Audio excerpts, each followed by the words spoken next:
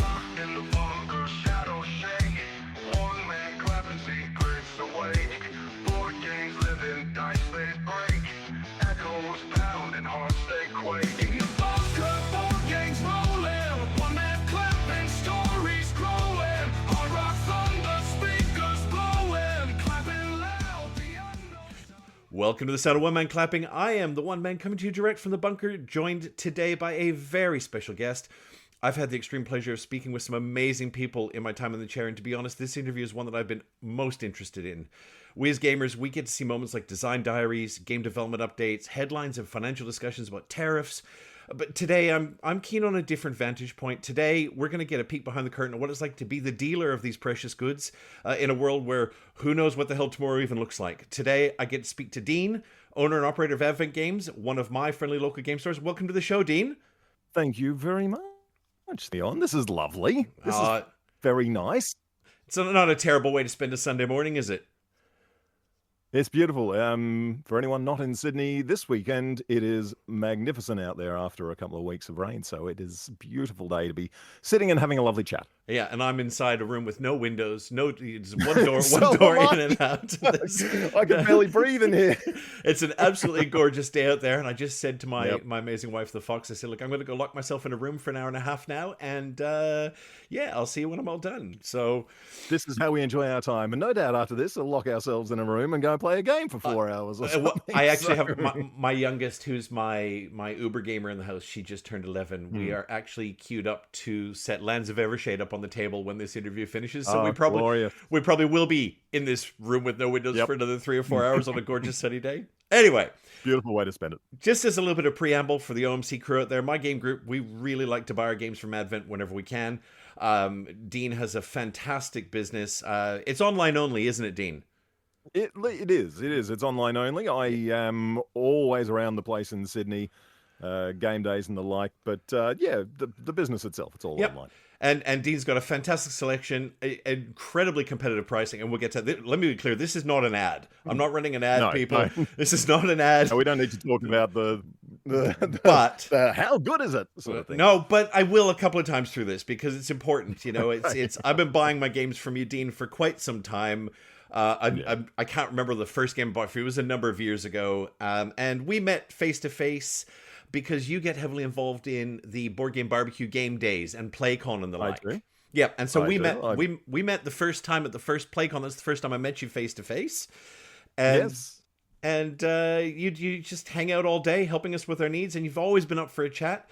And I just reached out and said, hey, Dean, would you be interested in being on my little podcast? I know that you have been in the past been a sponsor of the Board Game Barbecue, who I'm also a big fan of. But yeah, Dean was kind of say, yeah, absolutely. And here we are. That's how we ended up where we are right now. I talk about board games all day, every day, so it's nice to be able to chat with new people about it. This is wonderful. So I guess I'll start. I want to go all the way back. Dean, how long have board games been a part of your life? Forever. Forever. All my life. Yeah. I am not a recent convert or anything like that. I started out, very young. The parents bought board games as a kid, so we had a lot of board games. Yeah. I'd say my earliest recollection of board gaming probably would have been, your Monopolies and all that sort of thing. I remember many family nights of Monopoly. Yeah. We would always go away on family trips. We would take a deck of cards and learn tons of new card games. We'd be playing 500, anything you could play with a standard deck of cards, Absolutely. Whist, euchre, cheat, all that sort of thing. And so from a very early age, I was encouraged into board gaming. Yeah. Sorry, go ahead. Sorry, I didn't mean to interrupt. No, please. I was going to say, where I grew up in Canada, it's regularly 40 below Celsius. And back in the late 70s and early 80s, there were only 3 television channels, and none of them played anything I was bloody interested in after about 7:30 on a Saturday morning. So my sisters and I, we All we had was board games. It was that or Yeah. cribbage with my grandmother. Those were my choices. It was board games with my sister or cribbage with my grandmother. Oh man, I can count 15s in my sleep these days. But yeah, I played my fair share of Monopoly as well. You know, it was Oh, probably absolutely. It was ubiquitous in households in Australia. It was the main board game you could walk into a store and buy. It was that and Snakes and Ladders, I think. yeah, Snakes and Ladders, But Trouble, yeah, Parcheesi, Chinese yeah. checkers. Get your Yeah, backgammon on, backgammon. Oh, all man, of I that. forgot about And backgammon. occasionally, someone would try and teach me chess, and I was Sure. always very bad at chess. Yeah. I love strategy and I love strategy games, but I am very bad at Yeah, I it. played a lot of chess growing up, but I didn't have anyone in my immediate family who could play with any sort of skill. So, you know, Yeah. on those snowy days, playing chess. I mean, we played checkers, drafts, called drafts over here. We grew up Yep. playing a ton of checkers. Oh my god, my sister and I, we played Yeah, me too. 30 games of checkers on a. As I said, it's 40 below. You can't go outside. You can't even open a window, and There's nothing else to do. there's nothing else to do. So yeah, we played plenty of those. So Yeah. uh, I mean, I was going to say I remember but that was all your Monopoly and your very traditional games. But I thought about this, and one of the earliest recollections of a non-standard everywhere kind of game that I played was it was the Amazing Spider-Man and the Fantastic Four holy or crap! something. Tell me more. And I it came out in the 60s and based off the comics, had the comic artwork to it, very poorly transferred onto a board. And there must have been an edition in the 70s, which is where we would have gotten it. It and it was almost roll and move, but it was not a standard sort of game that you'd just find in a supermarket. So I don't know where it came from, but you had I think it's reached the lofty heights of a 3 or 4 rating even on BGG. That's how good it is. You'd flip a card over to move that number of spaces. So there was a deck of move cards, and you know, it wasn't roll and move; it was flip and move. So really ahead of its time. Yeah. And you would move around the outside ring of this board, and if you landed on a web space, you'd capture a villain, and if you landed on an arrow space, you'd move into the next ring. And you were trying to capture villains to accrue points, and once you'd gotten 2 pieces into the center of the web, as it were, in the board, game would end, tally up your points, most points winner. So that was I remember trying to get people to play this with me at all times, Yeah. constantly. Please play Spider-Man with little 4 or 5-year-old Dean. Oh, please play Spider-Man Wow. with me. You know, because I adored Spider-Man. I still love Spider-Man. Yeah. But, that was a really early recollection for, you know, sort of early board gaming that wasn't just your monopolies. But the thing I think that probably really got me, and I'm even looking at a copy of it right now, is Talisman. And So you Talisman's must having a have proper rebirth now. It's got a proper full resurgence. there's a renaissance of Talisman right now. Yep. 5th edition's out, 2 expansions out, more on the way. And can I tell you, I know nothing about Talisman, but I've been seeing Oh, it simmering away in the gosh. background. Oh my gosh. Well, did I like yourself? I grew up in the sort of 80s, 90s, and we weren't sort of blessed with content and artwork left and right. There was not sort of, you know, a major this renaissance that we're getting now. And for a young chap, I would have been in my teens, early teens, I think, 10 or 11 maybe even, was the 2nd edition of Talisman, and the cover on this box had a dragon curling around a tower, and, you know, your standard fantasy trope sort of stuff. And all the cards in this game, these items that you collect, all this magnificent artwork, because I also loved all the you know, Steve Jackson, Ian Livingstone fighting fantasy stuff. Sure. So the story side of things was also very important to me. And having this game that, again, it was very difficult to get anyone to play this with me. So I would sit there on my own and move my pieces around the board and flip cards over and go, "Ooh, look at this one," and make up little stories in my head about what was happening as what was going on. Oh, and the expansions to it were magnificent. I adored Talisman's first solo mode. It really was. Yeah, yeah. Because poor Dean's there with no friends to play with that weekend. Oh, I'll just play on my own. Oh, look, it's, and as I said, I know nothing about Talisman, but I know that it's been bubbling away, and that they've got a 5th edition that fixes a lot of the issues that some people had challenges with. I mean, as I said, I never played Talisman. I guess I never had any issues. It's not for an everyone game. It's not a modern game by any stretch. You're still sort of rolling and moving around the outside of this board, much like Spider-Man. In fact, you move into the inner rings as you get in until you get to this central spot. You try and hold that spot and accrue points and until you can beat the big bad, as it were. There's lots of other expansions that do other things, but if you've never played it, the artwork alone is fantastic. I don't know about the current edition, but my original take on it from many years ago, that was just magic for a young chap who loved fantasy in all its forms. I'm going to hit stop on this podcast and go learn everything I can about Talisman 5th edition now, and I do not need another board game. You understand the situation I'm in, Dean. I do not need it. None of us. Right. Preaching to the choir. Awesome.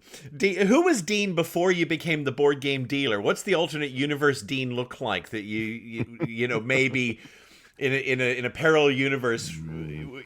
What did that look like, and what was your early life like before Advent Games? Yeah, I did. When I came out of school, I did do a business degree at university, and I came out of that and I thought, that's not actually for me, funnily enough, despite what I'm doing with myself these days.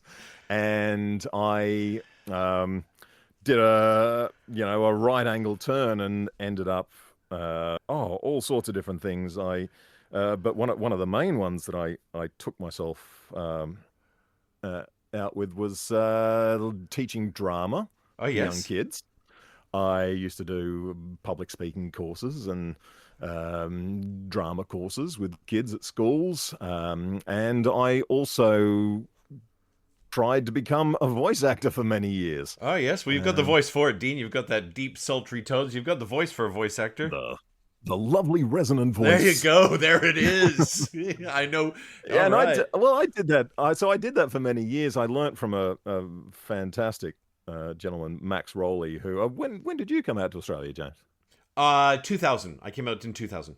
2000. And I learnt from the great Max Rowley, who was a staple of Australian television for decades and decades and decades.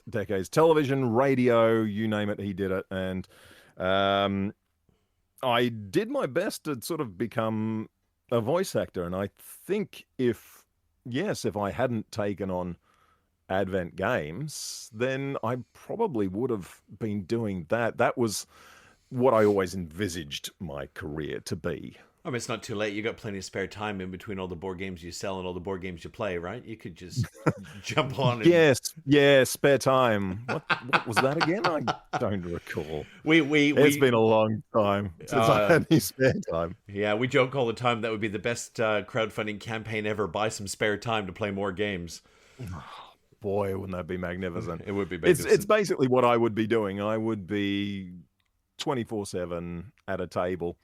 I couldn't help myself if I actually had free time. Yeah. No, that's right. My wife often says, she says, what are you going to do when you retire? And I'm like, are you kidding me? Just look around this house. Look around this house. We have board games in every corner of this house. I have a retirement plan that involves not seeing the light of day for 12 years. It's all good. I have at least 20 years of unplayed board games backed up waiting for some time.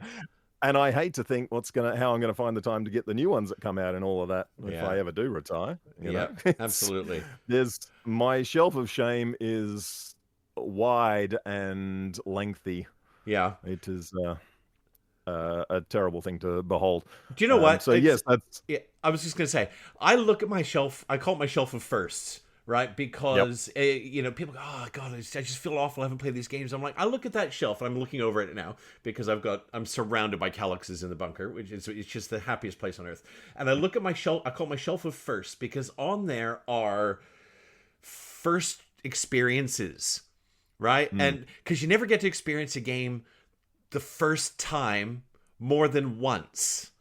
And some like yesterday I was 100%. doing a learning game, a two-handed game of Revenant, which has just arrived at my place a couple weeks ago.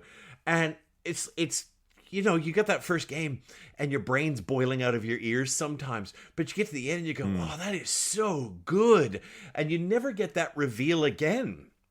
Right? So don't look at it. Don't look at that shelf with shame. Look at it and go, "Yeah, that's a whole lot of first experiences." And I love it. This is exactly what I feel about board games at the moment, is that I look at my shelf, I have put experiences, I have put memorabilia on my shelf, is what I put there. Absolutely.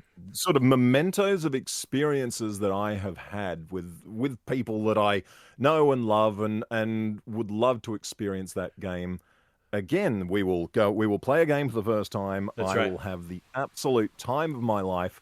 I will go and buy that game. I will put it on my shelf, and I will never play it again. That's right. Because I've had this wonderful experience with it, and maybe the next time I play someone else's copy, well, that's different. I felt differently about it. I didn't play as much, and that's a lot of my shelf at the moment, is me being able to look at this game and go, "Oh, when I played that with so and so, Yeah. it was phenomenal." And you know, I will get those experiences again with those games, but a lot of them sit there because I can't sort of think, "Oh, well, who would I play that with now?" And you know, I have to sort of find the time to find the right people for the game. Yeah.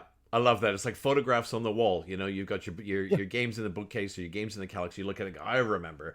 And some game moments are like, I could, like you, I could probably tell 100 stories, gaming stories about we played this game and this happened and this unraveled, and the number of times. And you wouldn't, did what this guy did. Oh no, like yeah, that's right. That's right. You look back and go, "Do you remember that?" And when you meet up with those people and you go, "Do you remember that game we played of that game?" And everyone just goes, "I do," because it's so memorable. And like you say, I love the notion that it's not games sitting on a shelf gathering dust. These are memories that you've popped up and locked up there for all time. I love that. I absolutely freaking love that, Dean. That's beautiful. Yeah.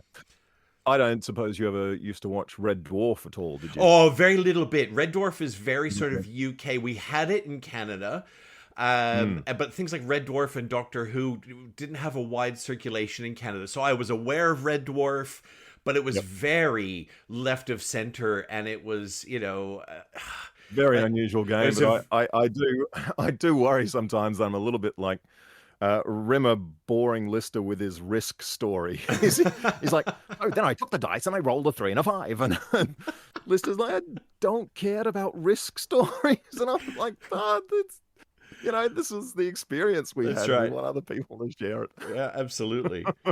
So I guess moving on a little bit from there, tell me about the birth of Advent Games. What year did Advent open? What was it like?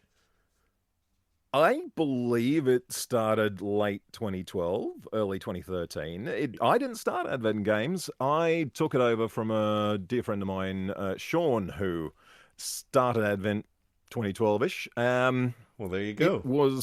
It was a very different sort of industry in Australia. Yeah. You know, where are we? 14 years ago now. Good Lord. Yeah. And we had local distribution. We did not have local distribution for the real, you know, niche hobby games, the sort of things that you and I love and adore. To get those, you needed really to be importing them from the big distributors in the States, Alliance and ACD, and a couple of places in Europe. We had so many European titles that never found their way into English, let alone to Australia. Wow. And so Sean would import and bring all these wonderful things to people around Australia. It was very, you know, small business to start with, and he grew that quite quickly because we didn't have a lot of online options. I think there would have been 8 or 9 stores back then. Yeah. With Milsims, of course, back then. Good Games was taking off and doing their online thing, Games Paradise, and yeah, there was just not the market was nowhere near as big, but there were so many games that we were missing in Australia, and he brought a lot in. And at the same time, Good Games launched their local distribution arm, Good Games Distribution, yes. which Yeah. now became Let's Play, which is one of my main distributors here in Australia. And they the whole thing just shifted for people being able to get board games in Australia, to have a local supplier for them. And about the same time, VR distribution took up board games and, you know, becoming Asmodee Australia. Yes. And we had just wonderful supplies of board games now. And about that time, this was end of 2015, he wanted to move on and do other things.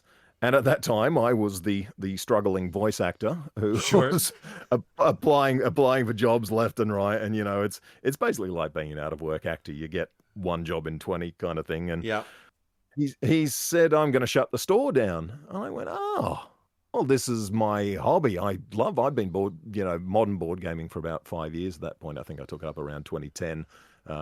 Really got into Catan and all of that. And I said, oh, well, this is 10, 15 hours a week I've got time for. Yeah, go on, I'll take it on. Yeah. That's easy. And oh my God, within 6 months, 50 hours a week, 60 hours a week. And being a small business sole trader, it takes up your entire life. It absolutely does. And I adored it. Yeah. I just loved seeing all these games come in, and yeah, we'll talk a bit about that later. But yeah, that was me thinking I could take on a store and do an extra 15 hours a week, fit it around my other work. But was it a physical store at that point, or was it always online only? No, very, very much online only, and I've kept it to that. And again, we can talk about that as well. But so online only, but Australia wide, sending all around the country, and I've kept that up, and there's been various changes and all that sort of thing. But so he's the genius that started it, and I am the sub genius that took it over and and kept it going. It was very fortuitous. It was just very the right lucky. time, right place kind of thing. Absolutely right place, right time. If I would still be a struggling voice actor if I had not come across Advent Games at that time. I never would have started a store for myself, I don't think. Technically, you are still a struggling voice actor. When's the last time you worked in voice acting? That's very true. It has been many a year. So I am still struggling. Please listen to my demo, everyone. That's right. So I guess, how's Advent sort of evolved from 2015 to now, if at all? Or it's, how's Advent? We'll talk about the environment and whatnot, but Advent as a business, you say you went from 15 hours a week to 50 hours. Is that because Sean was doing a lot of the work behind the scenes and you had no idea? Or is that just, it was a surprise, motherfucker? No. It was just... No, Sean told me, oh, no, I only spend about 20 hours a week. And I went, great, yes, having this, good. Yeah. And got in there and just went bigger. And that's sort of the main thing that's changed, is that it's grown. Yeah. I still have, so I've massively increased the range, increased the sort of customer base and the scope of the business and what I do, but it is still mostly a sole trader business. I get some wonderful help from people. My niece is a fantastic, worker who does a lot of behind the scenes stuff for me. She does, all the product listings, she does newsletters. She comes and helps out when I have to go away for any reason, packing boxes and all that sort of stuff. Yeah. But predominantly the business itself, I'd focus on online, and I tend to focus on the range that I know. So I am a hobbyist board gamer. I play big, heavy strategy games. I play your Lacerdas. I play these wonderful mind-bending things. And so that's what I concentrate on. I don't know a lot about Magic the Gathering, so I don't sell it. Sure. I don't know a lot about TCGs in general. So I tend not to sell them. So the businesses, it's both grown and stayed the same somewhat. I do a lot more around the scene, so I do a lot more conventions and game days and in-person sort of things and all of that. But it's still an online store, still selling to all of Australia and just trying to sort of focus on the customers, I guess, focus on what everyone thinks of the store and sell to people who have the same interests that I do, because that's what I know. And I know if I'm going to put something on the site, if I'm going to stock it, then I know it's good because I've looked into it. I've attached categories to it. And that's probably one of the other big changes is I've increased a lot of custom created categories across the store. So if you want to find a game that has deck building elements, you go and you look at the deck building section and you scroll through and find something there. If you want to find something that's got solo play, you go and look at the games for one player. And oh gosh, and we got to talk about the explosion in that. So that's been the main focus of the business, because I didn't want to be a massive warehouse. I didn't want 100 employees. I didn't want a retail frontage. Just because I felt I wouldn't instantly be able to give everyone the best experience in setting up magic tables and events and RPGs and all of that. So there are fantastic stores around that do that. And maybe one day, I'd still like to have a physical store, but I'd love to be able to concentrate on the things that I know. And Australia's for overseas listeners, Australia is a funny market. It's a big market where very much sort of it's selling beyond a lot of other countries per capita. We have a massive per capita spend on the gaming industry, on board games in particular, that board and card games. And there are a massive percentage of the population that live absolutely nowhere near a board game store. Sure. So many stores find it very difficult to survive. Retail stores, sorry, brick and mortar. Yeah. Find it very difficult to survive outside of a big metro area because you don't have that foot traffic. So having stores that can send Australia wide, and so a lot of my customers are regional customers, and it's wonderful to be able to get games to people that would never be able to set foot in a retail brick and mortar store. 100%. And that's what I like to focus on. I like to be able to get games to people that might not otherwise be able to walk into a store and find them. It's interesting you say that. I mean, I will troll brick and mortar board game stores if I happen to walk past one I can't walk past. But I must confess, I can't remember the last time I spent money in a brick and mortar store, which is really interesting, and it's not because I'm stingy and want to find the cheapest price. I'm not an impulse buyer generally. I tend to research the games. I tend to know what I want. I know the style of games I like. And there are games where I'll go, oh man, that looks great. It's maybe some small box games, but generally I'm not buying something I don't know everything about before I buy it.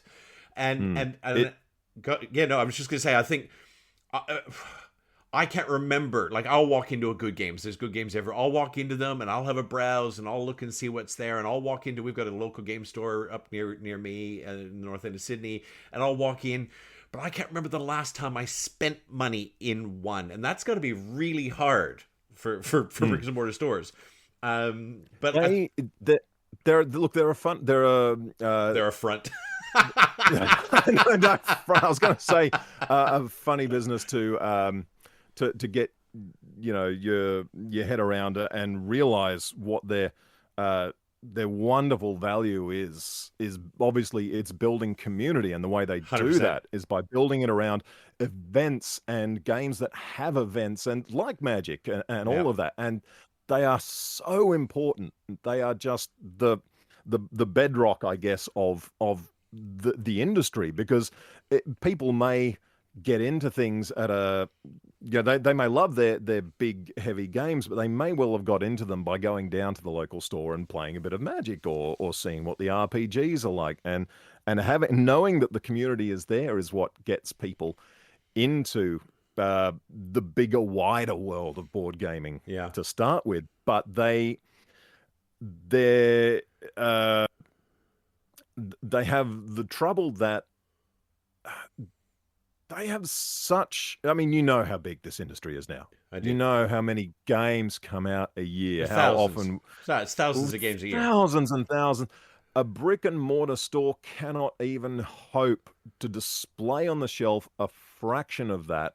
So what they have to display is what their big turnover items are. Yes. And the things that will have mass market appeal. This is not every brick and mortar store. This is no. just something that they are able to turn over and survive with, because rent is phenomenally expensive. It's just eye-watering, absolutely. Especially if you're in something like a Westfield or whatever the case Westfield, absolutely. So to walk into a store and find, you're rarely going to find the next Lacerda sitting in your local brick and mortar store. That's right. They'll have 22 varieties of Catan, and they'll have absolutely 100 monopolies and all 100 monopolies, because they sell. And our niche of the hobby, and it is a niche despite the number of that come out every year. It is a fraction of the market. We need other avenues to be able to get those, and so that's a lot of what Advent does is provide those niche titles. Never mind crowdfunding, which we can talk at length about, but it's a tricky business. It is tricky business. No, and it's one of those things that, our game group, we between us, we buy a lot of games, and our buying habits, I think, there's 2 or 3 what we like to call the friendly local game stores that we like to frequent as much as possible. And I've got no problem with giving good games my money, right? I have no issue with that, right? Yeah, it's just they seldom have what I'm looking for. I want to cycle back to something you said about 6-7 minutes ago about your curated product list matching your loves, because I think that's really important. It's really important, one, to sell something you love and believe in, but also to be able to understand it and talk about it at length. And I think, because, if I could sum up your whole SKU list in a very poor few words, you've got the niche stuff that hobbyist board gamers are looking for, and you've usually got it very early on in its release, right? Despite the challenges that are associated with trying to actually get games into Australia. But you also have a lovely selection that kind of just sits kind of underneath or beside it of crowdfunding games that you've obviously had to pledge and buy in on and get them shipped out, because there's a lot of money in crowdfunding games, and there's a lot of I perfectly honest, I would look at a crowdfunding game and I'll go, yeah, I think I'll wait on that. And I've often said the words, I know I'll be able to get it from Dean next year because if there's a retail release for it, yes, we will get it eventually. Yeah, but even if it's not, because you will often have the Kickstarter versions from time to time. Sometimes from time to time. Right, and but selling what you love. I had my own small medium business and selling exactly what I love. In my case, it was cheeseburgers. I had a chain of burger restaurants. But selling what you love makes it not feel like the work that it is when you're up to your 60th hour of the week. But your I'll use the words curated collection of what you sell. It very much speaks to gamers like me and like my group, because I'm probably into, I'll play a Lacerda 7 days out of 7. My game group will play a Lacerda, but they're probably more that mid-weight Euro and midweight Euros. You are spoiled for choice. There's 10 bazillion of them, and that's really, but you also have this lovely selection of, I'm going to call it the quirky shit, like Down Up, that's just been released, right?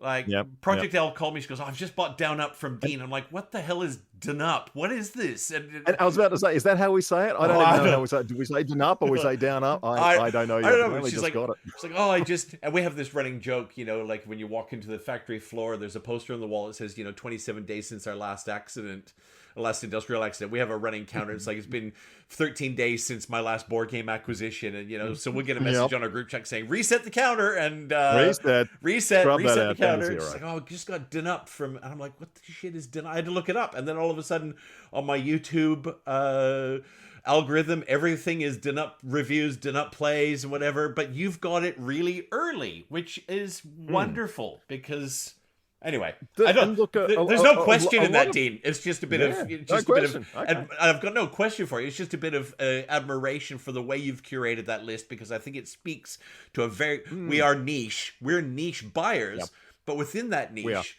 we have kind of an omni appetite. I look over the right, and I've got my small box midweight. My small box family games, the little stuff that I like to play with my kids and my wife, and then I can look over on the left and I go, there's my uber heavy stuff, and then up the back I've got my campaign games. So pretty, right? So pretty, so shiny, all the toys.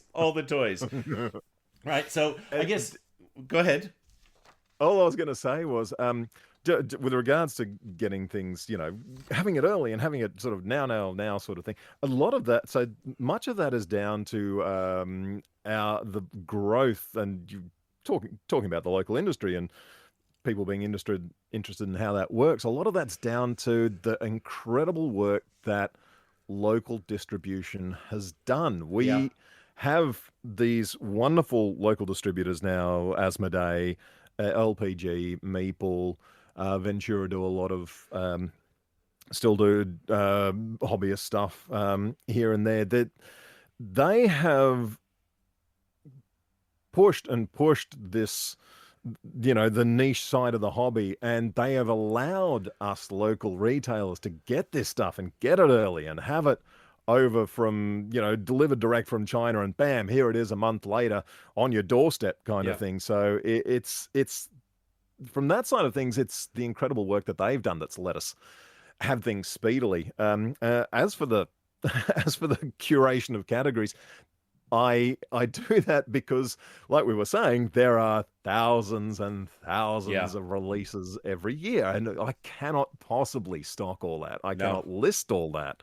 So what I will do is I will physically go through the new lists at suppliers and distributors and check that game out on BGG and go, what does this look like? Is it my sort of thing? Does it have broad appeal while still being part of this niche hobby that I love? Yes, great, tick. I will take it. I will list it. But there's so many things that don't make it into those categories because they just aren't necessarily either my game or the sort of stuff that I know my customer base likes, which any store will say that.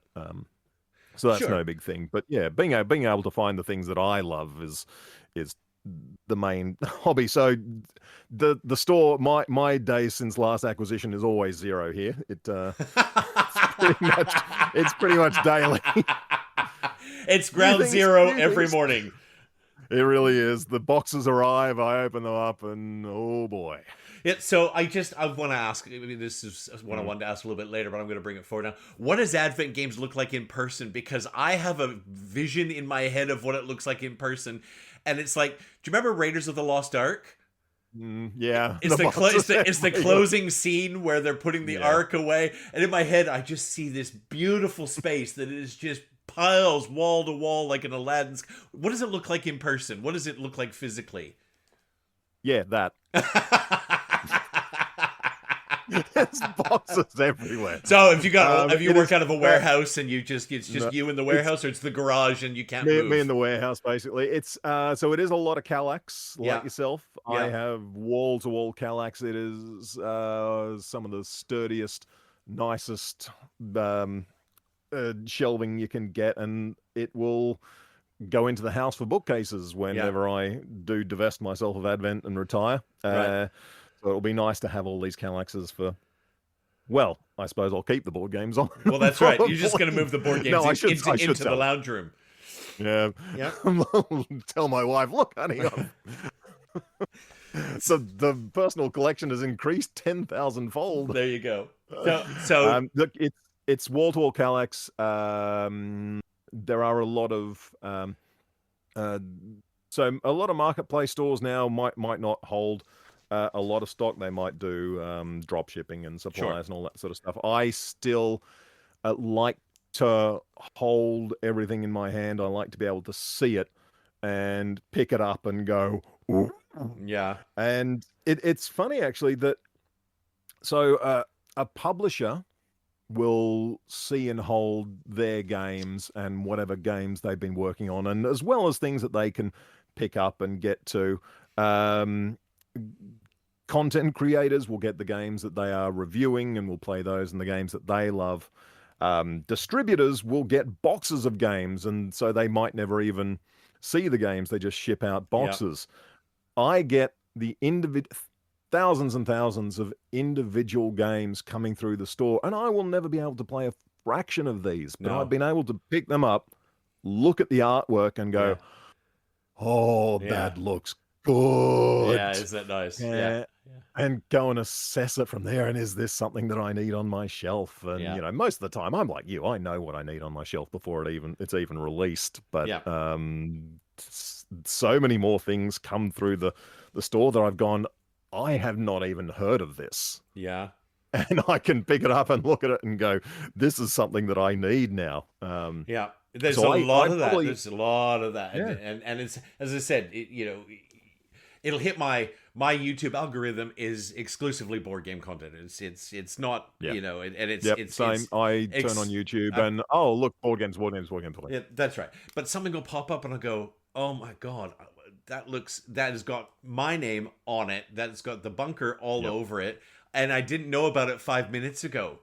You know. Do you ever turn around and you see an empty space on your Kallax about the size of that game, and you go, "That's right. Where did that come from? Right. Look at that. There's space. Absolutely. Built for it." I mean, so as mentioned earlier, I had a small business. Well, I had a number of small businesses. And boy, do I want a cheeseburger now. Well, look, it's 11 o'clock in the morning and I want cheeseburgers. Yeah, we were not to brag, we were number one in the country for about 2.5 years before I sold it. It was amazing. We hand ground all our meat, we hand cut all the chips, all that stuff. It was just. May I ask what the store was? Yeah, sure. It was called Burger Hounds. It was in Warunga on the north end of Sydney, and we ended up having 3 locations. And it was. We get Burger Hounds every other week. Well, I opened Burger Hounds in 2017. It was mine. I love you. I built it from the ground up. It's not quite what it used to be, but my understanding is they're still doing a great job. It is still good. The family that bought it, they were looking for a family business, and they picked it up. And the lovely couple that own it, and so that was as I said, 2017. I set that up. You are my hero. I adore. Me and the missus, we love Burger Hounds. So we've been eating there for many years. Well, there you go. So that was my labor of love. Oh, and we as I said, we were closed for 2 hours in the afternoon. We'd grind the meat and stamp the patties. We'd cut the chips and all. We made all our sauces in house. And I know they've outsourced a bit now, which is fine. There's plenty of good stuff out there. But what I wanted to ask was the inventory control of trying to constantly inventory in and managing against sales, because you have such a broad selection. I would be losing sleep it's just bonkers to me because you have a burger restaurant, you need meat and you need cheese and you need a few bits and pieces and buns and potatoes and whatever else, and then you need a whole lot of time. That's right, you got 20 items. Advent, how do you manage how do you manage the inventory control in 2026 when you don't even know if the boat's gonna, what does that look like for you you remember I said that the job's 50-60 hours a week. So I mean, as a sole trader, you don't get days off. You work every day, and that's that running a restaurant, you work every day. Even on your days off, you are working to prep and make things and get things ready. And a lot of it is inventory control. So I thankfully don't need to worry too much about when is stuff arriving, other than to answer the occasional questions like, oh, look, it seems like a release date for this has slipped, has it? Yeah, look, unfortunately, container's not in yet. It got delayed, or they opened the container and the games just weren't in there. Yeah. So it's gonna be another 3 months. And that happens more than you might think. The suppliers will get the container here in Australia, they'll open it up and they'll go through the list, and the games that were supposed to be in there, they're just not there. Yeah. Because if we're talking about this coming out, like COVID changed a lot of that. So the control side of things, it takes a lot of work, and I do a lot of stock takes to keep it all. It's not weekly or anything, but I do a lot of stock takes to keep it all under control, because the range is big. It is big. It grows every year, and very few games these days. Sorry, I won't say very few. There are fewer titles that make it into evergreen status. Yeah, absolutely. So because of the saturation, there's so many games coming absolutely. out. How can you go evergreen when you're competing against 1,800 releases in a calendar year? I mean, it's 100%. It I still have Ticket to Ride and Catan on the shelves. Sure. I still have Terra Mystica and Gaia Project on the shelves. Yes. But I still have Viticulture on the shelves. But fewer and fewer titles every year achieve that evergreen status. So my range does constantly grow. I am constantly buying more Kallax shelves. I feel like I need an account with IKEA. Yeah. But to go for the amount of Kallax shelves I buy. But yeah, there's so much stock is made way every year, never to be seen again. That's right. And this drives our FOMO. Where am I ever going to be able to play this again? Should I put this on my personal shelf right now, so that I know at least I've got it? That's right. And I'm not going to lie. There's some games that have come out in the last 2 years. I'm like, do you know what? This may be my only opportunity, and I might only play it 4 times in the next 10 years. But if I don't get it now, it's not just FOMO, right? Like, yes, it's FOMO, but it's also what if it's literally, and we talk about this in our group all the time, like, in the advent of just the ease with which games can, I say ease, it's easier to get them to crowdfunding market, for example, and that sort of thing. And I try to spend some of my money on the really little indie projects, where I can, because which deserve it, and they deserve it, and they've busted themselves. They've done so much work. It's love. It is love for the industry and the hobby. Because in there could be a game that it's not about being the next evergreen game, but it could be, as you say, one of those experiences you put up on the shelf and you go, oh my God, you remember when we played that? Yeah. And I guess you could call it FOMO, but it's those opportunities for joy that they represent. Sometimes it's not just FOMO. It's just Mo. It's just Mo. You'll miss out. It's just Mo. There's no fear. If you don't get it now, you'll miss out. That's exactly right. I mean, I like to think that if a game is good enough, it's gonna come back, but that is not the case. It's not. Publishers go under. IP gets withdrawn.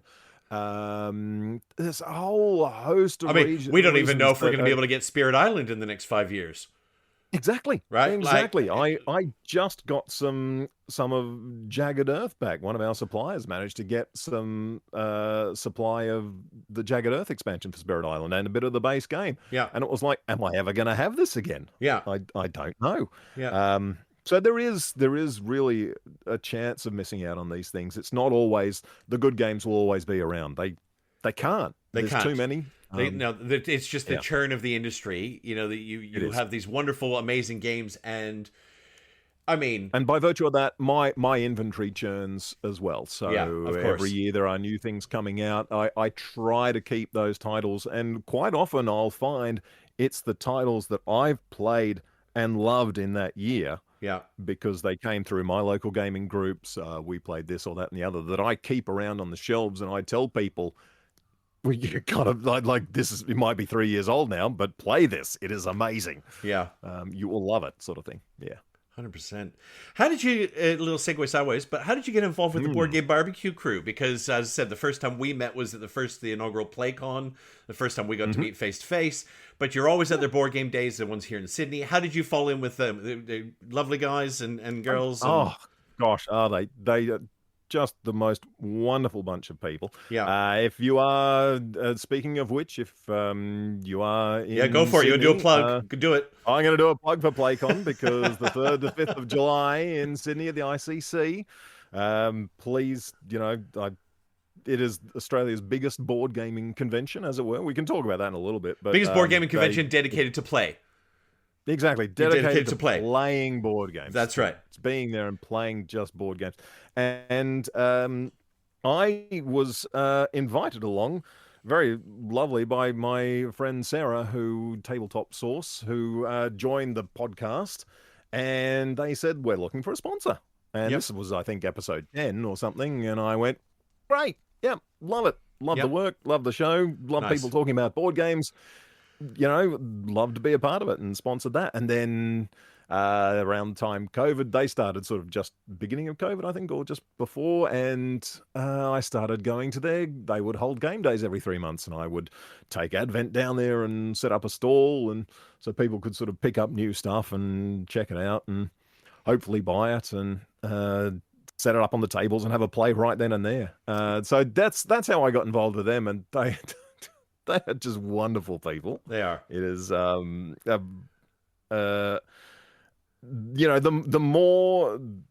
broader the appeal of the hobby, the better, I think. And it's wonderful to have a group that, talks about all the different aspects of the various games they've been playing. So yeah, check it out. Yep. So if you are in Sydney, or if you're going to come to Sydney, PlayCon is that first weekend in July.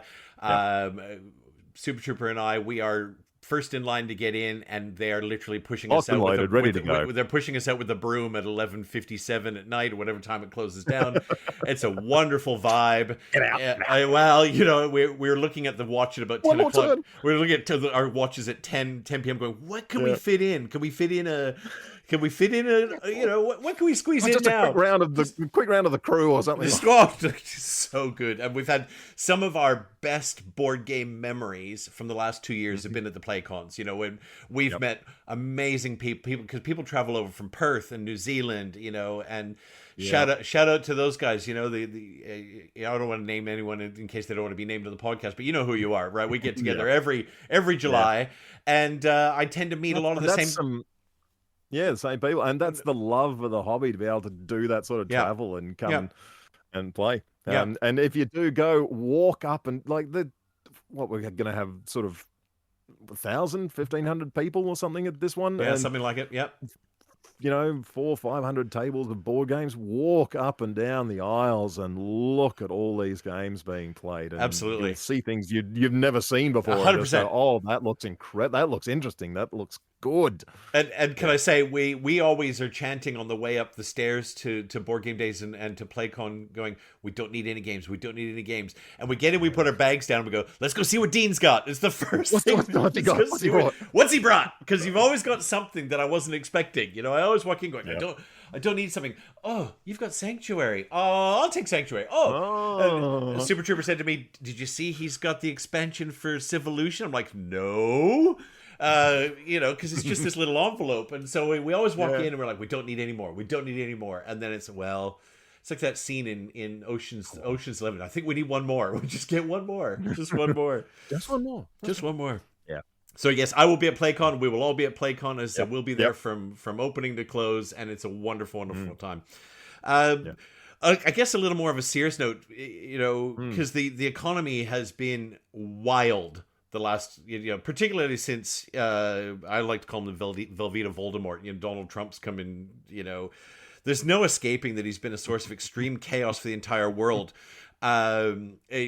Tariffs, trade wars. To the point where actual wars, to the point where I don't think Jamie Stegmaier launched an actual suit with the Supreme Court on behalf of all board gamers. Yep. Right.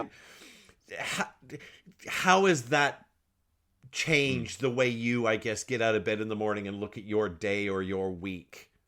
if you're Oh happy gosh, to. it's been a wild ride, hasn't Yeah, it? it's been I wild mean, for us, you know, like yeah, us the just users. It's like, by whoa, the retailers. shipping's now tripled. Oh wait, with that game's Yeah. not coming anymore. They've just canceled the entire thing. Oh look, Simon's Yep. gone. Well, Simon was on the way out anyway. We can't blame tariffs on Yeah. Simon on tariffs, but It did really sort of sped up the process though, didn't it? I think anyone, it's any game distributors or publishers or designers that were on the precipice just got nudged off. yeah, yeah, And absolutely. and so, I mean, I'd like to think Advent is thriving, but how's it changed the way, as I said, the way you get up and the way you approach your week? There's a lot of uncertainty. What does that look like for you as our loyal dealer? Thankfully I can still focus on the day to day. I can focus on, because I'm a sole trader, I do all the packing, I do all the emails, I do all the making sure things are coming out, and I unpack the boxes, I pack the boxes, all that. So I can focus on the day to day. The changes are broader, the changes are bigger, sweeping pricing changes and production changes, and I don't see a lot of the production changes. So it really sort of the whole boat was off kilter with COVID. That was the big tilting Sure. event that sort of changed a lot of it. Until that point we had a really tightly functioning, very just in time but always on time kind of industry, and you knew when stuff was arriving. You knew exactly to the day almost that your production run would happen. You knew when it would get on a boat, when it would get to its destination, and when people would receive it. And everyone's been struggling to sort of right the ship ever since and get things back to where they were, and it's not ever going to be the same. But things got so much better so quickly. And then in Australia, wallop, the interest rates skyrocketed. Everyone's disposable income vanished. And, a lot of stores sort of vanished at that point. There were, a lot of turnover went down. And it just wasn't viable for a lot of stores to stay open. And thankfully that's righted itself, and we've got more stores now, and boy oh boy is the hobby growing. Not just it hasn't worldwide, stopped but the juggernaut particularly. that board No. games. It hasn't stopped the juggernaut of appetite, shall I say? No, It's no, getting it in the has way. not. It's getting in the way a little bit of consistent supply, but the appetite is just exploding. Absolutely. There's and it's all driven by people wanting personal connection again, and getting around that digital fatigue. Like, oh, I spend all day on a computer, or I have to look at my phone for messaging all day. I don't want to spend my evenings on a device anymore. I don't want to spend, and don't get me wrong, I still love my devices and I still have other hobbies besides board games. I am a TV addict. I do love computer games, but really the main love is wanting to connect with the people that we love and sit at a table with them and not have to connect through a screen. So, but also with toys. Let's be clear, yes. right? Like with We are toys. children. I am a man child. I want to play with toys with my friends, right? Yeah, 100%. Absolutely. And so the industry's had every industry has had struggles over the last few years. After the interest rates, we had the tariffs come through, and as we were saying, that pushed a lot of publishers over the edge. That really changed crowdfunding for a lot of companies very quickly. That was a mad scramble trying to get for publishers who would their life's dream to get their board game in the hands of people suddenly realized they were not going to make a dime off this thing because all their money was suddenly going to tariffs, and now that's all changed again. And so what was the point of that? And it did a lot of people very, very dirty. It was an unfortunate process, and so many people were hit with it. As far as Advent goes, it's a lot of that just comes down to the pricing structure of suppliers. So if a price goes up, well, the price goes up. If the price is wrong, people won't buy it. that's okay. I move it on and try not to worry about it. Because the range is so broad, there's always things that people are looking for, and thankfully, when even though people's disposable income might vanish for a lot of things, board gaming, if you can't necessarily afford to go out for a meal, sitting around a table at night and being able to play a board game you've got is a wonderful alternative to going out and spending a lot of money. You can replay this board game again and again and again. So the industry's always there, and we can play them. We can play them more than once, Dean. I don't know. Look, I've heard that, but I'm not. I don't know. I've done that with any of mine. I'm not gonna lie. Staying home and playing board games with my friends with some food around the table is my preferred evening. I'd rather do that than go out any day of the week. No, same. Yeah, exactly right. That's why we do what we do. That's right. So the industry shifted, but Advent sort of just continues to roll along. And as I say, I never wanted to be a big store in the industry and open myself up to a lot of risk. So I can always just sort of tick along as things change. Good years and bad years, I suppose. Same as everyone. Yeah, you've got agility, is what you're saying, within your business model. I do. To jump through these hoops that have been magically set on fire in front of you. Yeah. The flames seem to get bigger though, don't they? Now, we were told by Australia Post last month that our costs are going up 20%. It's like, okay. $10 flat free shipping to Metro. If you're going up 20%, I mean, it's got to come from somewhere. Yeah. Yep. No, well, but that's the industry, and it's just you sort of have to shrug your shoulders and go, well, look, thankfully I can work in the industry. That's more than most people can say. I can work where I want to work and do what I want to do, and I am blessed for that. Look, and I'll be perfectly honest. I when I decided to get out of the burger business, I was like, because I've got a master's in business with marketing and all that stuff as well, and I just thought Good Games has a job going for somebody to work on their team. I could go work in games. That wouldn't be terrible. And look, I ended up going a different route, but being able to work in something you love, as I said, it doesn't feel like work some days. Yeah, I mean, if my friend Sean had offered me a business selling pot plants or something, I probably wouldn't have done it because I don't know anything about pot plants. But taking on a board game store, that it speaks to my love, and so yes, I here I am. So I want to tell a little bit of a story, and then ask a question. And I've asked this question of you, or I didn't ask it of you. We had a brief conversation about it, and I've left enough of a gap that if you're like, no, move on, buddy, I'm happy to just carve all this out. But okay. I pre-order games quite regularly. I've got a couple of pre-orders with Advent. You've got all my pre-orders right now. It's like and that's the side story. And I thank you for that. Yes. But there have been times in the last couple of years where I've gone to pre-order a game because I've piqued my interest. I know that's got my name written all over it, and I've just gone in and I've gone to Google, and I can actually get it cheaper from Amazon UK today than I can from a local game store. Say Advent in specifics. If you're pre-selling a game that you can't even say, hey, James, I've got no idea when this is coming, but if you want to give me some money and trust me, I'll send it to you when it arrives. Or I'll give you the specific example. This was IR, Children of the Sun. And you had it available for pre-order, I want to say 18 months ago or a year ago, whatever the case is. I could get it delivered for free from Amazon UK for less than I could buy it from you. And that sucks. When I say that sucks, it sucks for me as a consumer because it's like, well, I want the game, so I guess that's the route I'm going to go down. And it sucks for you as the vendor because it's like, well, you can get it from them. I can't, but you can't even get that game.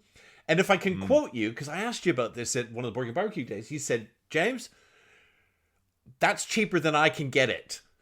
Right? For me to get it from Amazon is cheaper than you can get it wholesale. And that, I'm going to say a bad word, that blew my fucking mind.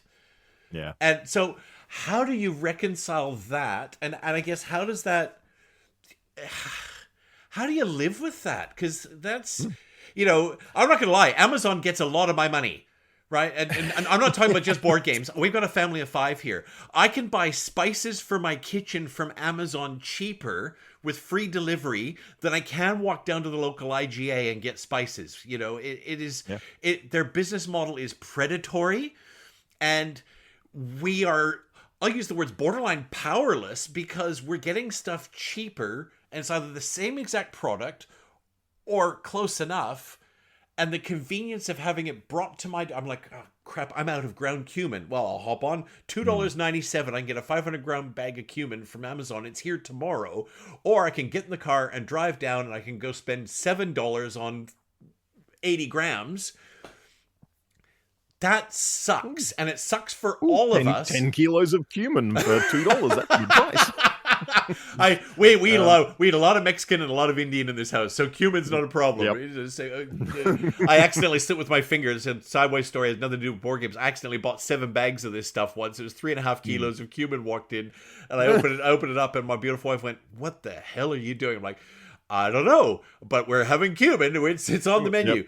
But I want to talk about, it sucks for me because I don't want to wait 8 months for the game or some indeterminate amount of time. And it sucks for you because you're being completely shredded at the knees by this juggernaut that runs on slave wages, whatever the case is. Let's not get into that part of it.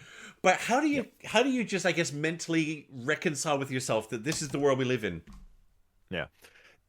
When I took over Advent, that was 2016, and that was about the time that Amazon was coming to Australia and were doing a lot of free overseas shipping, and everyone sort of said, how are you going to exist in 2 years' time? There's not going to be any local stores because, because Amazon, in air quotes, and why would you bother taking over a store? They're just going to undercut you on everything, and we're still here. No. Don't get me wrong. I know why you're still here. It's because your customer service is off the charts. Your prices are perfectly reasonable. You have stuff we want.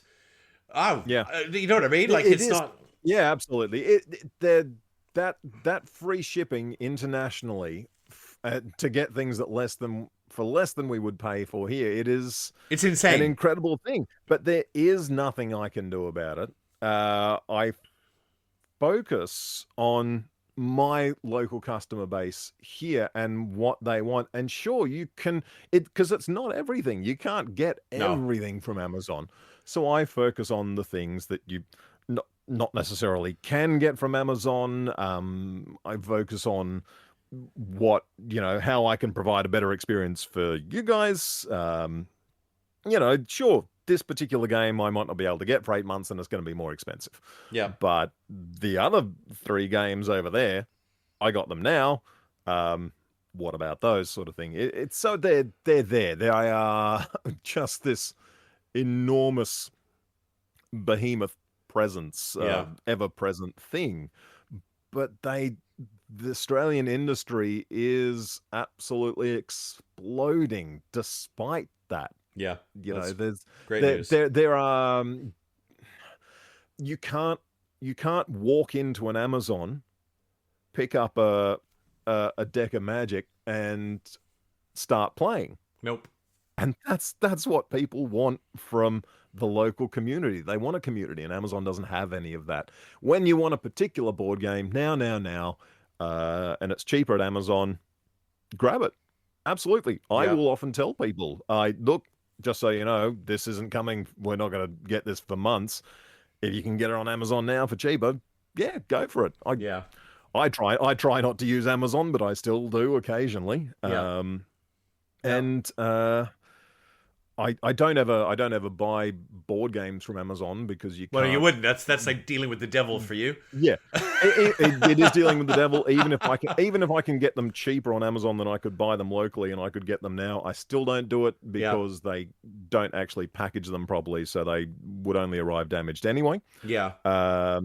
I did try it once, and yeah, everything was damaged, and it was just, well, there's no point to this. No.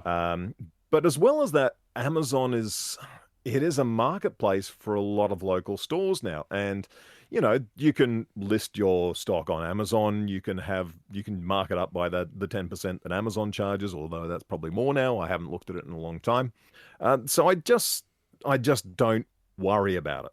Yeah, nice. If that makes sense. It does. It makes try perfect not sense. to- Life's too short. It's It amazing. is. It's amazing to hear. I would much rather focus on, the things that I can achieve and the things that people I can help, and get them the games. But it is an incredible thing, presence in society. Amazon, Temu, more of them now cropping up, purporting to be all things to all people. Yeah, there's room for everyone, really. It just comes down to what you're trying to achieve, and I have Advent where I want it, so I don't need to worry too much about what Amazon is doing. If they can do this thing better, they can do that thing better. Great, that's good. I would rather do the things that I can do better, and get things for my customers and the things that they like, and not worry about those couple of things here and there that just can't do. Amazing. So you say you've got Advent right where you want it. So my next question, it leads in beautifully, is what's the next 12 to 24 months look like for Advent? You got anything coming on the horizon? I'm not talking about games, but oh, look, ticking on, as we do, the biggest thing for the next 12 months for me is that I'm going to tout this again. This is PlayCon. Yeah. This is such a huge event, and so that gets a lot of focus. So, like, in the next week or so, I start my end of financial year sale, and that kicks off. So you probably didn't want to know that. Sorry. Well, look, it's I haven't reset the counter in 17 days or something, so probably do. But then that I'll be looking at Talisman 5th edition as soon as we get off this call, right? Probably. Yes. We go into PlayCon, and that's going to be a really big event, and that's going to be sort of July's focus. It's going to be a lot of fun, because it's going to be 3 times bigger than the last PlayCon, which means two more vans of trips from your place to the center of town, whatever it is. Pretty much. Back to the warehouse in the evenings, pick everything up, back to the stall the next day. So it's the stores we all have a very cyclical calendar of swimming between sales, particular sales, and particular events, and then particular things coming up. So like the Black Friday sales come up, and then we're straight into Christmas, and Christmas comes up, and then we're into Boxing Day sales, and then all the Essen stock arrives, and one of these years I would love to get back to Essen. Oh, have you been? I did do a few years at Essen. Wow. Sort of 2017, 18, 19. And I ran a little, so I brought back like 80 new games. Sure. And had a little convention where, 100 odd people came along, and we opened up all these brand new board games, and everyone just sat and learnt rules and started playing games with all these things that no one had seen before. It was a wonderful experience, but COVID sort of put pay to that, and I, because they didn't have in person for a couple of years there, and then shipping got very expensive, so I haven't been back, but I would love to do that again. Have you been to Essen? I've not, but I've convinced my beautiful wife, the Fox, that next year is the year. She lived in the UK for 7 years, so she's been all over Europe, and I've just said, look, let's go do 2-3 weeks, and for the last sort of 5 days, I will go to Essen, and you can take the Peanut, our 11-year-old, and you can go wherever you want to go. And I said, well, we'll go have a 2.5-week holiday, and because you can take 2 suitcases each. I said, we'll take 1 over. We'll buy 3 when we're over there, and I'll do Essen at the end of that trip, and you guys can meet me in Essen. We'll load your suitcases up, and we'll come home. And she's gone, mate. Yeah, let's do that. Yeah. So yeah, oh no, Oh, well done. she's my biggest hero in this. She sits right behind me. You know, Yeah. I have this beautiful board game room that she built for me for my 50th birthday, and I remember because she had it finished and painted and AC and lighting and carpet. It's beautiful. It's beautiful. It was the garage, and the garage was just a shit. It was just a shit show. We've got a 6-car driveway, so the garage was just a dump. And so she built this thing for me, and I moved in and I sat down and I just looked around, and she walked in and she said, "You can fit 3 more calyxes in here." And I went, "My girl," right? Like it wasn't, "Oh, I think you've got enough." She just went, "No, you can fit 3 more calyxes in here, buddy." And I'm like, "Let's get it done." And so when I said I want to go to Essen, she's like, "You're not getting any younger, mofo. Let's go." So I think next year, the people that support us in this hobby oh, are the best. They I'll are tell you. understanding. My partner Claire is unbelievably understanding. You will see her at PlayCon. She's coming down to help with the stall, and yeah, it's just like I look. Yes, you can get more Calyxes over there. You're right, I can. That's somewhere else I could put some games. Oh my gosh. No, we don't need that linen. Throw all that out. The That's linen right. cupboard becomes a board game One shelf. more storage room. Yeah. Yeah. Yeah. So does Claire play? Yeah, from time to time. Yeah. She's got her favorites. Not as much these days. We're all very busy with various things, but when we can, Yeah. we were playing. I mean, gee, the most recent thing we were playing was Frosthaven, but I think we only got about Holy shit. we got about 15, 20 scenarios in, and we had to pack it away for some reason because people were coming around. And once you've packed that away, Yeah. that is hard to get back out of the case again. Yeah. So Yeah. we're yet to get back to that as a couple, but so not for playing. But Essen is an incredible beast, and if anyone listening, if you get a chance to go, you might think how big it is. If it's your first time, it is just mind-boggling. Yeah. Absolutely incredible. I do the trip every October down to PAX in Melbourne with Yep. my eldest daughter. She's not much of a board gamer. She's a video gamer. And the Yes, PAX nice. halls are split. You've got the video games, you've got the merch and stuff, and then you've got the board game to the tabletop hall, which is just getting bigger and bigger every year. And it's the most magnificent 3 days because you Yep. get to try new games. I mean, yeah, you can buy games, but it's not you can shop when you're there. The prices aren't fantastic because people know you're on a high and you're going to spend. But what you can do is you can play new games, you can test new games, stuff that's just come out, or it's and then in the evening the game hall is like PlayCon. It's open till 11 p.m. You move over there, they've got a library, you can get stuff out of the library, or you can play something you've bought, or you can bring stuff with you, and the vibe is amazing. And I think PAX is, I want to say 60,000 people over 3 days. That's only half of what goes to Essen.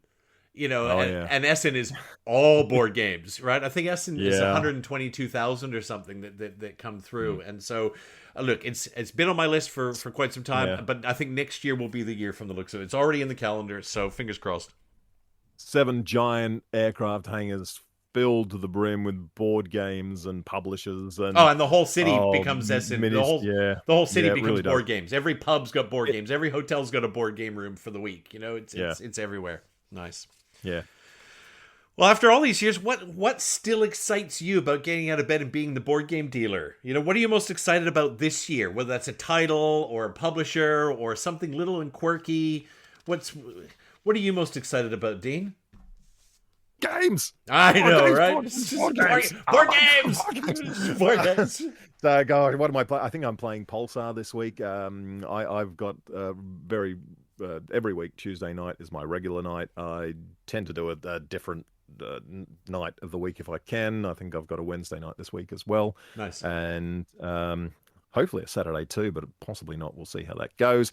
I think I'm playing. I follow designers. I must admit I don't do a lot of crowdfunding. I have been burnt on some crowdfunding, and so I look at them, but mostly I try to sort of see whether they're going to be coming to retail anyway, as to whether I get them. If they look like they're coming to retail, if they're from a publisher that I know always does retail, I go, I don't need to back that right now. So I sort of leave that to one side. You're far more sensible than I, Dean. far more sensible than I. Right? Oh, I boy. wake up. Well, I wake we'll up on Wednesday morning, and my phone goes bing, bing, bing, bing. For Bing. those that aren't in the crowdfunding space, Wednesday morning in Australia is crowdfunding day when new stuff launches, and it is. Yep. Yeah. Yeah. So I look at all of that. I go, oh, I don't need that. I don't need it. But I do follow specific designers. I follow Feld stuff, and I follow Simone Luciani and Terzi and Danny Garcia and Nice. the whole host of people. Particularly as well Vladimir Sushi, and so I think someone requested a game of Pulsar 2849 this week, which is one of my favorite sushis after Underwater Cities. I love Underwater Cities, and I was given Evacuations for my birthday this year. So Evacuations, that is good. It's sitting on my shelf of firsts. I haven't played it yet, but I've got Evacuations there waiting to be played. But I do love Underwater Cities. I think it's a fantastic game. My sushis go Underwater Cities, then Pulsar, then Evacuation. They're just phenomenal games. And so, yes, hopefully playing that. So things to look forward to are really, for me, it's still games. I am first and foremost a gamer. There are events I look forward to, like obviously, because I won't talk about PlayCon again because we've gone on and on about how good that's going to be. But so there are events that I really look forward to, but it's still just the games. Yeah. I am first and foremost a gamer. So, yeah, that's what I'm looking forward to. Feld's got more of his reprints coming this year, the city reprints. So that'll be good, as well as Chichen Itza, which I didn't back, but I think we might be able to get some retail, and I'm looking forward to that, giving that a try. That looks weird. Yeah. That looks like a very weird Feld if you've not had a look at it. I haven't. I've got Druids of Adora also sitting on my shelf of first, staring at me right now. I was surprised how excellent Druids of Adora was. Yeah. And once again, so there are things, like we were saying, that we just can't get here in Australia, and that was one of them. It's an Alia title, I think, isn't it? And, I've got it from Amazon UK. It was the only place I could get it. Exactly. I got it from Amazon UK, free delivery 3 days, and that's the only place I could get a copy. Yep, absolutely. So there are always things like that. And I was astounded by how, intriguing that was. It was a really good, light Feld with a lot of crunchy decisions in a small 1 hour kind of game. It was that was excellent. So it's the games. Yeah, I'm looking forward to the games. It's the games. If you adding could things to the shelf, more shelf, more games. Pleased to shelf. hear it. Yeah, I'm the same. If you could snap your fingers Thanos style and change one thing about board games or board game industry, what would you do? Oh, you could say nothing. Nothing. You could cop out and say nothing. I might cop out and say nothing. I would lessen the freight charges for everyone. Sure. It would be wonderful to be on even footing with Amazon, wouldn't it? It would. But there's no one thing that's desperately wrong with the hobby that I can see and like, oh my gosh, why hasn't anyone done this? It's a constantly evolving thing. Yeah. It's not a static industry. They're not we're not doing the same things every year in and year out. There's always changes going on and new players coming into the market, new things to sort of look forward to. And yeah, really, I think mostly it would just be getting more people to sort of explore the broader range of the hobby and suddenly go, oh, board gaming, is that a thing? Because this has exploded over the last 10 years and more people are finding board games, but there are still plenty of people out there who just sort of think, oh, board games, what, like Monopoly? No. Well, no, that's what you get when people say, well, people say, what's your hobby? What do you do? I'm like, oh, I play board games. They're like, Monopoly. I'm like, well, if Monopoly was fun, let's if you could sit down and actually have a good time with Monopoly without being angry for 4 hours straight. That's right. Yeah. All right. Yeah, it would just more people realizing what the hobby is and realizing how much fun it can be. I love puzzles. I love, the reason I'm a Eurogamer is I love the puzzle of a game. So a lot of people will sort of say, oh my gosh, that particular Eurogame is just a bland, dry beige fest. And I'm like, ooh, really good. Excellent. That's me. Yeah. So, Yeah, I'm with you. No, we love the puzzle. I love the puzzle. our most recent Dry Beige Fest that everyone's fallen in love with. We've got the new reprint for Kalamala here, which yes. and it is Yes. I've never had a chance to play. Well, it sounds like we don't live too far apart. Maybe I'll have to have you over, Dean, Yep. and come over and play some Yes, Kalamala, please. because let me tell you, Right. it is one of those that you can teach the game in 5 minutes, and then your brain is literally set on fire. It's got a wonderful mechanic. I saw, Jamie Stegmaier's favorite mechanism on it a long time ago when it first came out, I think. And ever since, I've been like, I really must play this, and I've just never had a chance. And But it's on the list with this new reprint when that sort of finally. We did get some of the reprint, but it's sold out, and I haven't seen it again. I'm like, more. Oh no, FOMO. No, it's just Mo now. It's just Mo now. Yeah, just Mo. It's my new. Yep, it's just Mo. I missed out. I didn't buy it. I missed out. You missed out. Oh well. Here's another one. Oh, sorry. Go ahead. No, go ahead. No. I was going to say. I've got a new question for you.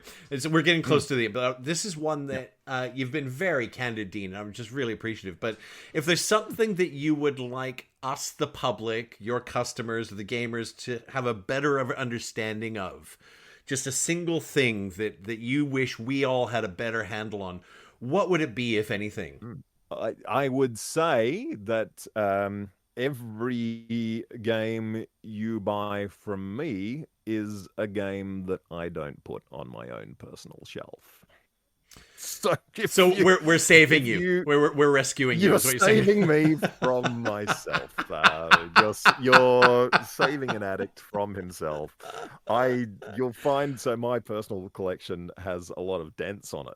Sure. Almost every game on the shelf is dented, and the reason for that is that when a game arrives at Advent, if it's dented, I go, oh no, look at that. That's dented. Can't sell it. Well, I can't sell that. Can't sell that. Sell it to myself. So I mean, if it's something I've been interested in, it makes its way onto my shelf. And, you have a ding and dent section in your on Advent. I do. It's never got anything in it though. That explains why. Because I often go, I'm your girl. If you've got a dented game, I'm happy to save $10 because it's got a dented corner. I couldn't care less. I don't play the box. Yep.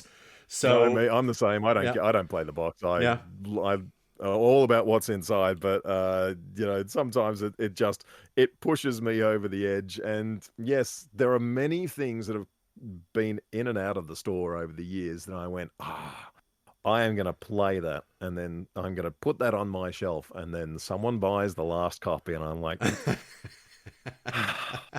okay, we're saving you from yourself, saving me from myself, and I put it out of my mind. It's so it's a real temptation. So the thing I didn't mention before is that and I do get to pick up all these things and see them in person and sort of check out the art and all of that, but it is a big temptation for someone who loves having these things on their shelf to be able to pull the shrink, just to stop yourself from pulling the shrink wrap off of things and just immediately, going, look at that board game, that's fantastic, and reading the rules and everything. It's tricky. So yeah, I bet. I think I would say just save me from myself. Okay, I love that. That's about all I can think of. All right, so chef's way, because I'm a chef by trade originally, and when we've had a couple of wines at the end of the night, we play a game called Last Meal. Like, what would your last meal be? And I like to ask my guests, Dean, if you could only play one game tonight, and it would be your last game, what would it be? Castles of Burgundy. Really? That's such a good answer, because it's such an oldie. It's an evergreen. Yep. Castles of Burgundy. And what about Castles of Burgundy speaks to you so much? I don't have to teach it. I don't have to think about it. Yeah. I can just sit down and play it. And I mean, there are so many games that fit into this category, but my experience with modern board gaming started back in 2010, and one of the first ones I played was Castles of Burgundy when it came out in 2011, and it just instantly resonated with me. There was strategy. Every game felt different with what you were doing. I love castles. I absolutely love castles. Yep. It's so simple. You roll two Talk dice. About it for hours, you roll two dice, and then you've got to decide and agonize over what to do with those two dice. It's so clever. And in that vein, I could almost be tempted to upgrade it to Civolution now. Yes. It was I my like game Civolution of too. my game of last year, basically. It came out 2024, I think, and we played it a lot last Yeah. year. It was, oh, yeah, ever present at the gaming groups. And I just, yeah, he has a great knack for design, Stefan Feld, and Castles of Burgundy is probably one of them. It could also be Gaia Project. Yeah. I suppose you're almost asking what are your favorite games No, in no, that no. I respect. asked you to pick one. You're running Yeah. away, Dean. No. Okay. All right. Done. I made my choice. Castle Burgundy. Done. Picked. Chosen. Awesome. Look, as I've said a couple of times today, this episode is not an ad by any means, but I just really wanted to tell the Advent story. I'm a loyal customer. I love your work. I do want to bookend this. Advent Games doesn't just have an exceptional selection. I've spent my whole life in the service industry. Your service is truly second to none. That's no bullshit. Like, it's just, there are things that you have, little moments in your service, just to me as a customer, that I will remember, like game moments at the table. And I'm not going to talk about them here because then I don't want people to go, oh, well, Dean does this We don't want an ad. No, but thank you. I think you provide an exceptional service to the industry. Your energy at the game days is always effusive. You're just an all-round nice dude. So thank you. Games. I love games. Thank you. Thank you for joining me today, Dean. It's a huge thank you. And to Thank the you OMC so crew, thank you to you sacrificing. I normally say thank you for sacrificing an hour of your time. It's an hour and a half today, which is amazing. But thank you for sacrificing your time. Don't apologize. Like, it's fantastic. Thank you for sacrificing your time listening how I spend my time. It's always humbling. I look forward to being back in the chair for my regular format in a fortnight's time. And until then, get your game on, even if you've got to play with yourself. And remember, Amazon bad, Advent Games good. Peace out, mofos.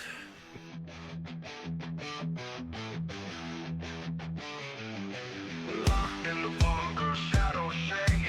One man clapping secrets awake. Board games living, dice they break.